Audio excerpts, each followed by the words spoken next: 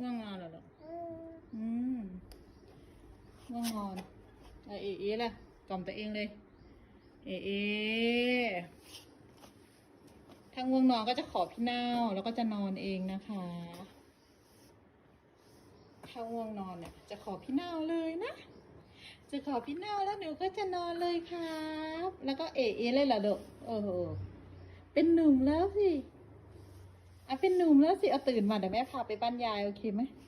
ไปหายายทวดไปมาเข้านอนเปรมาดูเด็กน้อยเป็นหนุ่มแล้วครับเป็นหนุ่ม1 ขวบแล้วง่วงนอนก็กล่อมตัวเองนอนเหรอลูกโอ้โหอย่ามานอนตักแม่โอ้โหระวังอย่ามานอนขาแม่นะดูทำ โอ้โหดูท่าเด้น่ะการ์ตูน